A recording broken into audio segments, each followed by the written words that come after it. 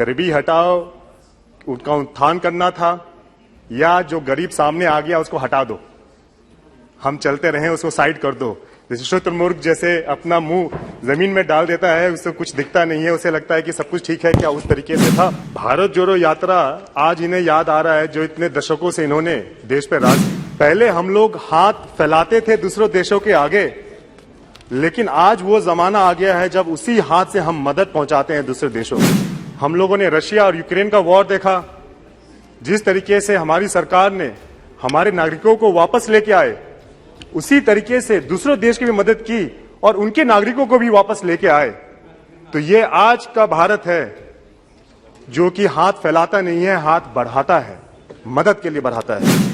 संसद के केंद्रीय कक्ष में दोनों सदनों के संयुक्त अधिवेशन को संबोधित किया और देश के यशस्वी प्रधानमंत्री जी की जो सोच है उसको दर्शाते हुए भारत ने देखा कि किस तरीके से जो पिछले हमारे राष्ट्रपति जी थे वो एससी समुदाय से आते थे और इस बार जो हमारे राष्ट्रपति महोदय हैं वो एसटी समुदाय से आती हैं। तो जो हमारे आदरणीय प्रधानमंत्री जी की जो सोच है, जो अंत्योदय, जो आखिरी पायदान पे जो व्यक्ति है उसको कैसे उसका उदय हो, उसकी जो सोच है उसको दर्शाता है महोदय। कुछ पार्टी के सदस्य ने कई बातें रखी, विपक्ष ने भी अपनी बातें रखी, हमने भी अपनी बातें रखी। कुछ पार्टी के सदस्य गरीबी हटाओ के बारे में बोल रहे थे कि बहुत जमाने पहले उन्होंने एक नारा दिया था, गरीबी हटाओ। अब वो सही मायने में ये बताएं कि गरीबी हटाओ का मतलब क्या था। गरीबी हटाओ, उनका उत्थान करना था, या जो गरीब सामने आ गया उसको हटा दो, हम चलते रहें उसको साइड कर दो।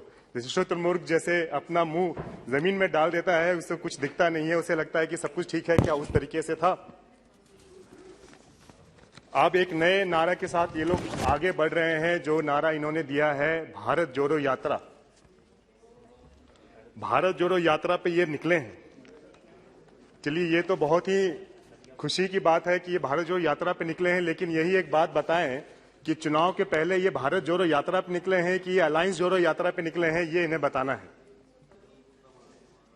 भारत जोड़ो यात्रा आज इन्हें याद आ रहा है जो इतने दशकों से इन्होंने देश पे राज किया, लेकिन ये बताना ये भूल गए कि हमारे आदरणीय प्रधानमंत्री जी की जो सोच और जो उनका विजन है उसी का परिणाम है जो कि ये भारत जोड़ो यात्रा में ये लाल चौक पे जाके इन्होंने जो तिरंगा फहराया है, उसी की ये सोच है। वही दर्शाता है कि किस तरीके से सही मायने में जो भारत को जोड़ा गया है वो ये है। क्या ये पहले लाल चौक पे जाके क्या तिरंगे की बात भी कर सकते थे? जो आज इन्होंने तिरंगा फहराने का काम किया है, ये श्रेय सिर्फ हमारे आदरणीय प्रधानमंत्री जी को जाता है कि उनकी सोच ने ये काम करके दिखाया है।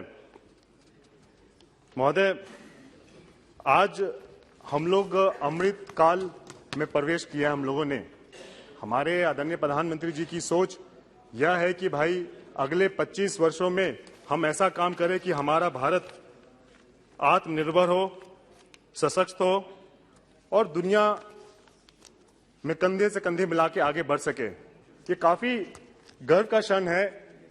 पहले हम लोग हाथ फैलाते थे दूसरों देशों के आगे, लेकिन आज वो जमाना आ गया है जब उसी हाथ से हम मदद पहुंचाते हैं दूसरे देशों को, जिसका उदाहरण हमने कोरोना काल में देखा।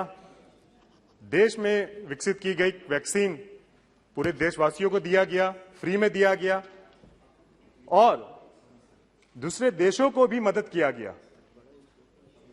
चाहे हम लोगों ने रशिया और यूक्रेन का वॉर देखा, जिस तरीके से हमारी सरकार ने हमारे नागरिकों को वापस लेके आए, उसी तरीके से दूसरे देश की भी मदद की और उनके नागरिकों को भी वापस लेके आए। तो ये आज का भारत है जो कि हाथ फैलाता नहीं है, हाथ बढ़ाता है, मदद के लिए बढ़ाता है। आप भारत जोड़ो के बारे में बोलते हैं, यहां विश्व एक अलग नजरिए से हिंदुस्तान को देख रहा है और उसका उदाहरण G20 की अध्यक्षता है जो कि भारत को मिला है। और G20 में जितने भी देश सम्मिलित हैं उनको भारत उनको यहां पे आके उनको G20 को सफल बनाएगा। इसी प्रकार से हमारे माननीय सदस्य हैं, हमारे राज्य से आते हैं, अभी थे चले गए। कल हम उन्हें सुन रहे थे, काफी गौर से उन्हें सुन रहे थे, काफी विषय पे बात हुई। हम बिहार प्रदेश से सर आते हैं तो चाहेंगे कि अपनी बात को थोड़ा सा बिहार प्रदेश के संदर्भ में भी हम रखें। उन्होंने कहा कि बिहार प्रदेश को स्पेशल स्टेट का दर्जा नहीं मिला, पीछे आ गए उन्हें विशेष राज्य का दर्जा उन्हें नहीं मिला। आप हमें बताएं, ये बात हमने पहले भी सदन में रखा था, नीति और नियत, आपकी नीति क्या है विकास की और नियत क्या है इसके पीछे? ये जग जाहिर है। जो बिहार में जो आजकल जो राजनीति प्रवेश जो जिस तरीके का हो रखा है, राजनीति भूचाल जिस तरीके का मच रखा है, वो सबको जग जाहिर है कि भाई वो क्यों हो रखा है, किस लिए हो रखा है, 2025 के लिए हो रहा है कि 2024 के लिए हो रहा है। आप वहां की जनता का विकास चाहते हैं कि स्वयं का विकास चाहते हैं? एक व्यक्ति विशेष पे आके सारी बात रुक गई है। हम एक दो उदाहरण देंगे ताकि उससे स्पष्ट हो जाएगा कि नीति और नियत क्या है। सर, हम समस्तीपुर संसदीय क्षेत्र से आते हैं।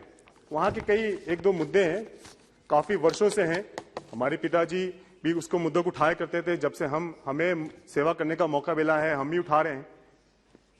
हमने हमारे माननीय आदरणीय मंत्री महोदय यहाँ पे उपस्थित हैं, इनसे भी हमने मुलाकात की, इन्होंने भी हमारी काफी मदद की।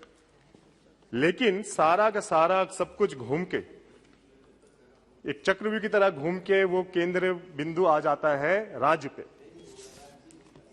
सर, हमारा एक बहुत ही अहम एक मुद्दा है जो कि हमारे जिले का है, हमारे समस्तीपुर टाउन का ही है, वो है भोला टॉकीज का। सर, छोटा सा उदाहरण सर हम दे रहे हैं, 2-3 उदाहरण देंगे, इससे स्पष्ट हो जाएगा।